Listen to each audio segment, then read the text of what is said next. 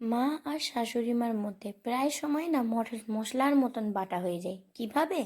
এই যে উচ্ছে আলু ভাজাটার সময় মা বলে পেঁয়াজ মানে উচ্ছে জাতীয় জিনিসে তিতো জাতীয় জিনিসে পেঁয়াজ দেয় না। আবার শাশুড়ি মা বলে মানে বেশি করে পেঁয়াজ দেবে তাহলে হেভি টেস্টি লাগে। তো যার কাছে যখন থাকবো তার কাছে তখন কথাটা শুনবো। তো এখন তো শাশুড়ি মার কাছে আছি, তাহলে তার মতনই রান্নাটা করি। আমার শাশুড়ি মা পেঁয়াজটা প্রচুর পরিমাণে এই উচ্ছে আলু ভাজাটাই দেয়।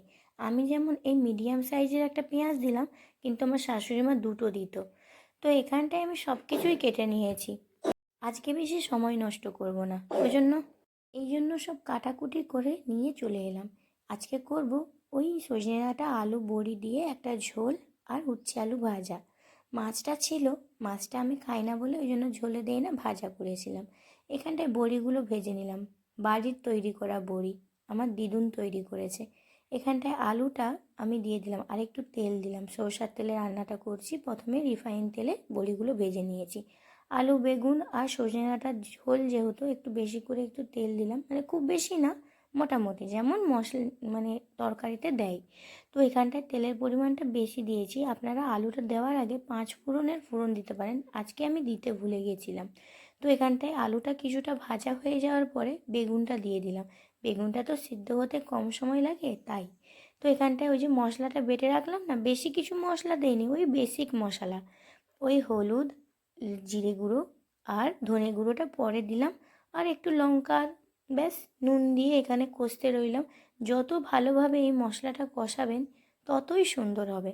গলাটা জানেন এখনও ভালো হয়নি, সেই একই রকমই আছে, ক্যারক্যার করছে না, শুনতে ভালো লাগছে না আপনাদের, আমি জানি, আমার নিজেরই শুনতে ভালো লাগছে না। তো এখানটায় আমি জল দিয়ে ফুটতে দিলাম, হতে থাক, বাসনগুলো ধুয়ে নিই এই সময়। তারপরে আমি কিছুক্ষণ পর ফিরে এলাম, দেখছি যে এখানটায় সব কিছু সিদ্ধ হয়েছে নাকি। হ্যাঁ, মোটামুটি সিদ্ধ হয়ে গিয়েছে। ডাঁটাগুলো এত মোটা মোটা, বিরক্ত লাগে আমার এরকম মোটা ডাঁটা খেতে, কিন্তু কি করব, শ্বশুরমশাই তো এনেছে, ফেলে তো আর দিতে পারি না। তো এখানটায় হয়ে গেল, বড়িগুলো দিয়ে আর 2 থেকে 3 মিনিট ফুটিয়ে নিয়ে নামিয়ে নেব। আপনারা চাইলে এই ঝোলটায় কিন্তু মাছ দিতে পারেন। নুনটা একটু কম লাগছিল, এখানে নুনটাও দিয়ে দিলাম, হয়ে গেছে। তো এখানে সার্ভ করে নিই। সার্ভ করতে গিয়ে যে বড়ি ঝোল ডাঁটা সবই পড়ে গেল, আর করা যাবে, ক্লিন করে নিতে হবে।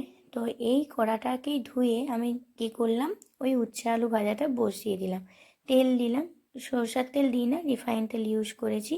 দিলাম একটু জিরে, পেঁয়াজ আর কাঁচা লঙ্কা। কাঁচা লঙ্কাটা আমার চয়েস, শাশুড়ি মা শুকনো লঙ্কা দিতেন, দিতেন না, এখনও দেন, তবে উনি রান্নাটা এখন করতে পারেন না। তো এখানটায় আমি উচ্ছে আলু ভাজাটা দিয়ে পেঁয়াজটাকে বেশি লাল হতে দেইনি, এর সঙ্গেই না খুব সুন্দর মিশে যায়, এইভাবেই আমার শাশুড়ি মা আমাকে শিখিয়েছেন। তো এখানটায় সিদ্ধটা হয়ে গিয়েছে, ব্যাস ভেজে নেওয়ার পালা। খুব ভালো করে ভেজে নেব, এত সুন্দর লাল লাল করে ভাজবো, ওটাই খেতে টেস্টি বেশি লাগে। তো এই যে নিচে লেগে যায় না, কড়াই লাল লাল হয়ে যায়, আমার তো এইরকম তরকারি বেশ ভালো লাগে, পুড়িয়ে ফেলা নয়, একদম লাল লাল হয়ে থাকে সেই রকম। তো ভালোভাবে ভেজে নিলাম। আর কড়াটা একটু চিপকে চিপকে যাচ্ছিলো, কারণ যেহেতু আগে একটা মশলা মানে তরকারি করেছি, তাই নুনটা একটু টেস্ট করে নিলাম। আজকে প্রত্যেকটা তরকারিতেই নুনটা একটু কম মানে কম দেওয়া হচ্ছে নুনটা। আমি আজকে রোজা রাখিনি, রমজান মাস তো পড়েই গিয়েছে। আমার একটা ছোট্ট বেবি আছে, সবাই জানেন, তো ওর দুষ্টুমিতে আমি করতে পারি না, মানে রাখতে পারি না, আর শাশুড়ি মাও অসুস্থ। তবে হ্যাঁ, আমি উপরওয়ালার কাছে জানাবো যেন সব কিছু ঠিকঠাক থাকে, বাড়িতে সব কিছু যেন আগের মতন ফিরে আসে। আপনারাও দোয়া করবেন, আপনাদের জন্য আমি দোয়া করলাম, আপনারাও ভালো থাকুন, সুস্থ থাকুন। আসছি আরও একটি ভিডিও নিয়ে। ভিডিওটি কেমন লাগলো অবশ্যই আমাকে জানাতে ভুলবেন না।